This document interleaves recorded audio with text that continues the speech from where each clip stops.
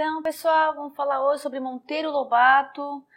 Quem não conhece Monteiro Lobato, conhece a Emília, o sítio do Pica-Pau Amarelo, Narizinho, Jacatatu.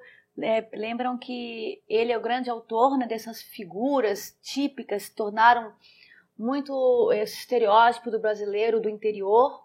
Então, o Monteiro Lobato é justamente esse inventor, o criador do Jacatatu, em 1911, Rei Nações de Narizinho, em 31.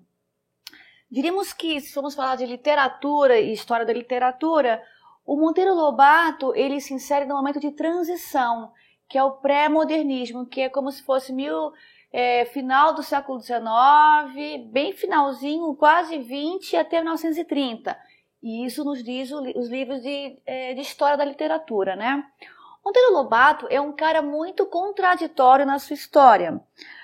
Nascido em Taubaté, ele vai ficar primeiramente pendente entre a carreira de fazendeiro e a carreira de editor, de jornalista, de escritor e coisa e tal. Era um homem muito preocupado com a educação no Brasil. Ele desejava, de maneira música, né, é dele a frase, né, uma nação se faz de homens e de livros. E não é à toa que o Monteiro Lobato ele vai ser o criador de uma das grandes editoras do Brasil do início do século. Inclusive, quem gosta de literatura, de ler bastante, sabiam que é Monteiro Lobato quem cria a editora Brasiliense, que as maiores obras, seja brasileiras ou internacionais, passaram pela editora Brasiliense e que ela está viva até hoje. Então, ele tem essa preocupação, ainda que fale dos estereótipos, justamente do ignorante, daquele que não sabe, do simples do Brasil, ele sempre foi muito preocupado com as classes minoritárias, com a classe da margem. E as suas obras vão ser até, de certa maneira, didáticas, para tentar trazer essa letra, né? Esse saber para o povo mais simples, porque ele era muito preocupado com a questão do analfabetismo, que tanto, né, diríamos que historicamente envolve o nosso país. Mas existe um fato histórico bem bacana, bem louco, preocupado com esse Brasil para frente, progressista, feliz, moderno, porque um povo moderno é um povo que lê. Mas, ao mesmo tempo, vocês sabiam que ele, em 1917, ele vai comprar uma briga com os então, né, que seriam futuramente os modernistas da Semana de 22? Pois bem, vou contar para vocês essa fofoca que é muito importante para pensar o Monteiro Lobato como um todo. Vinha dos Estados Unidos uma grande pintora em ascensão chamada Anita Malfatti. Tá? E ela vinha com uma obra altamente moderna, inspirada nas vanguardas europeias. E ela era queridinha do Oswaldo de Andrade, do Mário de Andrade, da Tarsila de Amaral. Vem fazer uma exposição em 1917. Monteiro Lobato vai escrever um texto chamado Paranoia ou Mistificação, que ele vai detonar a obra da Anita Malfatti. Quando ela vem aqui, obra feita por pessoas, não por doentes, gente, vai destruir a vida dela como um todo, porque ela nunca mais se recupera dessa crítica do nosso querido, né, Monteiro Lobato. E isso para vocês perceberem como que ele era o contrário, estava por uma educação burguesa. Ele queria um Brasil que lesse, mas que não mudasse a estrutura social. Quando chega a questão de uma arte mais moderna, mais desafiadora, ele acha que isso não vai resolver, porque imaginem, de certa maneira ele tem um pouco de razão. Se o Brasil não sabe nem ler o normal, como que ele vai ler o anormal, que é o moderno, mais vanguarda? Então ele tinha essa preocupação de coisas por passos, né? Falando dessa preocupação dele com esse Brasil, ele vai escrever um conto que vai ser também tema de muitos vestibulares do Brasil inteiro, uma coisa impressionante esse texto. É um texto que é publicado em 1920, que não é nem esses aqui mais famosos, é Negrinha. Inclusive, quando ele é publicado em 1920, né, só vale lembrar que muita gente, que não era pouca coisa, acusou Monteiro Lobato de racismo, pessoal. E, incrivelmente, quando você lê esse texto, você percebe que não tem nada a ver. O cara não era racista, ele estava colocando na boca dos seus personagens o pensamento da sua época, que é muito diferente. Pois bem, do que trata a história? Gente, trata de uma questão que eu acho importantíssima para se refletir e para mim não é à toa que caiu tema de vários vestibulares do Brasil inteiro. Imaginem, pessoal, quando a princesa Isabel ela assina a abolição da escravatura. O mundo fica perfeito? Os escravos são livres? Está tudo perfeito? Não. Primeiro parênteses, tem que lembrar que a princesa Isabel assinou a abolição como uma última tentativa de defender a monarquia. Porque todo mundo sabia que a casa estava caindo para o pessoal lá. Tá? Então, essa abolição foi uma estratégia política, não foi um ato humanitário e coisa e tal. Ainda que a história mesmo diz que a Isabel é altamente também pensante, revolucionária e coisa e tal. Mas essa é uma questão burocrática. Imaginem, pessoal, logo após 1888, quando ela assina a abolição da escravatura, o que acontece com os escravos? O que acontece após esse final feliz? Nós sabemos algumas coisas, né? Os senhores vão começar a sendo até um pouco mais barato e eles não vão precisar mais usar aqueles escravos. Mas, ao mesmo tempo, pessoal, o que acontece com a questão mesmo de tratar o outro como ser humano? Porque até a abolição, escravo era propriedade. E como propriedade, ele não tinha alma, ele não tinha livre-arbítrio, ele não tinha ânima, né? Ele não tinha direito sobre si mesmo. Por isso mesmo, até a abolição, o senhor e a senhora não tinham de maneira legal nenhum compromisso com o bem-estar do escravo. Tratavam como animal, como propriedade. Para alguns que já tinham uma consciência mais humanitária, certamente nunca trataram mal e depois da abolição continuou a mesma coisa. Mas aqueles que têm o lado mais sádico, que gostavam sim de maltratar o outro como se fosse um animal, o que aconteceria, pessoal, depois da abolição? Vocês acham que pessoas que tratavam mal essa gente vai tratar bem após a abolição? É meio que isso é a história de Negrinha, gente. Negrinha é uma órfã da escrava Cesária e ela vai ser criada pela nossa bondosa, justa, perfeita Dona Inácia, que é a patroa. Primeira coisa, pessoal, antes de começar a contar isso aqui, Negrinha não é a Negrinha, é Negrinha sem um artigo definidor. É como se ela fosse anônima, coisa nenhuma. Negrinha. Ela tem nome, professora, na história? Não tem. É Negrinha. Esse é o nome dela. Sem um artigo definidor. Não é à toa que, olha só. E quem a cuida? Quem cuida dela? A patroa. Olha se aqui definindo-a como um sujeito. Então, aqui, tá? Já começa como que essa patroa vai tratar uma ex-escrava após a abolição da escravatura. É isso que vai nos contar o Monteiro Lobato. Pois bem, pessoal, começa com uma história. Vai nos dizer Monteiro Lobato: Negrinha é uma pobre criança órfã de 7 anos. Preta? Preta não, fusca, com os cabelos russos e os olhos assustados. É assim que vai começar a história. Vai nos contar de maneira muito irônica essa bondosa Dona Inácia. E geralmente quando o narrador vai falar da Dona Inácia é com uma certa ironia. Não lembra o que é ironia? Ironia é quando você fala uma coisa intencionando passar mensagem contrária. Então quando ele chama Dona Inácia de bondosa, que a ela está reservado um camarote no céu, há uma certa ironia. Mas não aguenta choro de criança. Ela vai cuidar de Negrinha, porque sua mãe Cesária morre.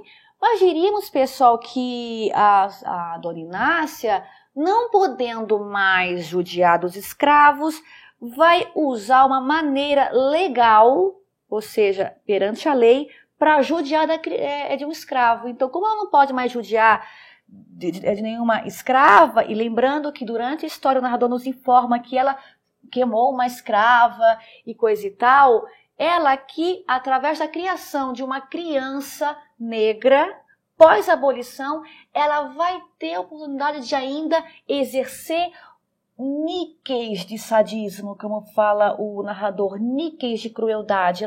Ali, o mal que ela gosta de cometer sobre os outros, que ela considera que são menores do que ela, nessa negrinha ela começa a ter a mínima ideia do que é brincar.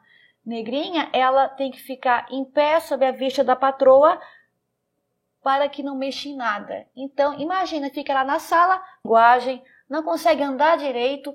Todas as aptidões que fariam dela um ser humano são atrofiadas por essa criação altamente violenta da Dona Inácia. Pois bem, há um momento que Negrinha percebe que a criada, que é uma criada Mani, que seria então de Negrinha. E a Negrinha chega para a patroa e diz, aquela peste ali, aquela peste comeu a minha carne, ela dedurou a criada má. O que vocês acham que aconteceu? Que ela penalizou essa aqui e ela vai amordaçar a Negrinha, amarrar os seus braços, vai pegar um ovo que estava feia, peste a palavra feia, olha só, abre a boca, pá! Esse, diríamos, Dona Inácia trava essa menina. Pessoal, muitos críticos colocam, isso vale a pena lembrar em questões de vestibular, em um objeto, entre um proprietário e uma propriedade. Dona Inácia era sujeito, porque ela tinha nome, tinha um artigo, era a Dona Inácia, dona de alguma coisa, ela possuía direitos, ela possuía a fala, ela possuía a linguagem. Enquanto a Negrinha não tinha nome, a Negrinha não tinha boneca, a Negrinha não tinha brinquedo, não tinha linguagem. Inclusive, a Dona Inácia adorava xingar de peste, coruja negra, seu diabo, sua peste. Teve um dia que a patroa chamou a Negrinha de bubônica. Chamaram-na de bubônica. A patroa percebe, ela gostou de bubônica. Não fala mais, porque isso deixaria a Negrinha feliz.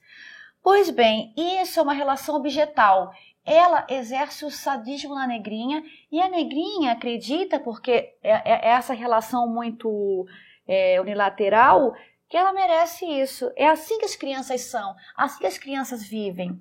Então, chega um momento que vai ser definidor na história, que é quando vem as duas meninas loiras, são sobrinhas da Dona Inácia, que vêm passar as férias em dezembro.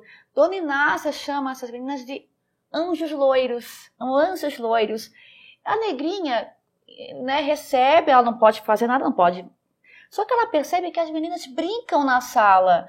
Estão brincando, estão pulando. E a Negrinha olha para a Dona Inácia e a Dona Inácia não briga com elas. E ela percebe que é estranho, ela não está brigando com as meninas.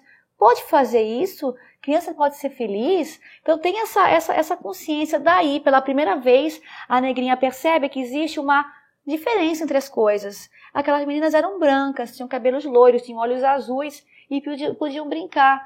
A Negrinha meio que se olha, mas fica naquele momento de profunda interrogação. Aqui é uma crítica do Monteiro Lobato sobre essas diferenças sociais. Essas são gente, essa não. Então, após essa reflexão muito, não diria pobre, mas muito simples da Negrinha, porque com 7 anos ela vê isso de maneira muito nova, é o momento que chega a bagagem das meninas e tiram da bagagem uma boneca loira, que falava em francês, mamã. Parênteses, obviamente que o mamã não é à toa, pessoal. Nada na literatura é à toa. Mamã, também o Lobato está criticando esse afrancesamento que ainda perpassa a cultura brasileira. Então tá, as meninas pegam a boneca que fala mamã e a Negrinha, gente, imaginem, a Negrinha nunca brincara na vida. Ela não tem a mínima ideia do que é aquilo. É uma mini gente que fala, mas não é gente, que é de plástico, que é aquele cabelo. E ela fica meio que em êxtase. Ela viu Deus. Diríamos que ela viu Deus naquele momento. E ela pede para pegar a boneca, para si. E as meninas começam a rir. Meu Deus, o que ela é uma boneca? Ela tá assim com cada boneca. E a Negrinha, mas é boneca? O nome dela é boneca? Ela fica assim, meu Deus, o que é? E a Dona Inácia chega. E quando ela chega, a negrinha nem se importa com aquilo. Ela fica tão tocada com aquela boneca que ela deixa a Inácia vir, que vem as consequências. A dona Inácia fala com as meninas riem. Nunca viu boneca na vida, tia. E, diz o narrador, a dona Inácia se apieda, tem piedade da negrinha e torna-se pela primeira vez uma mulher. Diríamos que toda essa crueldade da dona Inácia vai se apiedar, vai se destruir perante aquele momento de profundo amor e de felicidade da negrinha. Pois bem, durante todas as férias, dona Inácia, ela deixa a negrinha brincar com as meninas. Então, a negrinha, gente, deve ser uma coisa altamente tocante. Aquela criança que durante os 7 anos sofreu como um animal, ela teve momentos de infância. Ali, diríamos que foi a felicidade clandestina da menina, que acho que ela não devia nem se aguentar esse momento. Mas, pessoal, diríamos que pela primeira vez ela se viu gente. Pela primeira vez ela se viu gente. Ela percebeu que tinha uma alma. Ela percebeu que era um ser humano. Mas como tudo nessa vida pra gente, né, não dura muito, as meninas vão embora e tudo volta ao normal. A questão, pessoal, é que o mundo volta ao normal, entretanto, Negrinha não é mais a mesma. Negrinha, ela teve um momento de felicidade e isso ela vai viver a partir disso.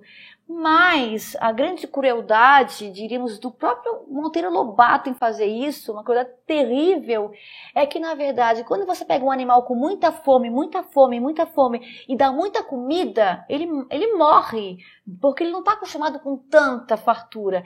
E isso também acaba acontecendo com a própria Negrinha. Ela foi tão movida à infelicidade, à secura, que quando ela teve esses momentos de profunda felicidade, ela não aguentou. Ela começa a ficar meio que perdida no mundo, fora do ar, aérea, e ela não aguenta ser humano, ela não aguenta ser gente, ela fica tão feliz, só que ela não está acostumada com isso, o seu organismo não está acostumado com isso, e ela morre, pessoal, ela morre. Ou seja, esse pequeno momento de humanidade para ela foi tão grande, mas ela não aguentou. E depois, né, como que a história meio que se encerra? De maneira também muito cruel, porque quando passa-se um tempo, as crianças voltam para passar as férias com a tia Inácia, e as meninas, né, tia, cadê aquela menina que não sabe o que era boneca? E também com uma certa crueldade. Então, nesse texto, por isso que a gente tem que ler com muito respeito esse texto, porque ainda que tenha sido escrito em 1920, o Lobato está retratando um momento realmente histórico que aconteceu com várias crianças e que ele sabia muito bem que ainda acontecia na época. E diria mais, pessoal, é um texto que ele acaba sendo contemporâneo até hoje. Tá? Por isso que não é à toa que, por exemplo, a Unicamp colocou como um texto obrigatório, porque faz refletir sobre coisas não somente históricas, mas também contemporâneas. Então, quando você lê esse texto, quando você responder uma questão do vestibular sobre esse texto, se atente a isso. É uma crítica do Monteiro Lobato sobre as diferenças sociais, diferenças raciais, pregadas muito pelo racismo e que é atual até hoje. Perfeito, pessoal? Até a próxima. Tchau, tchau.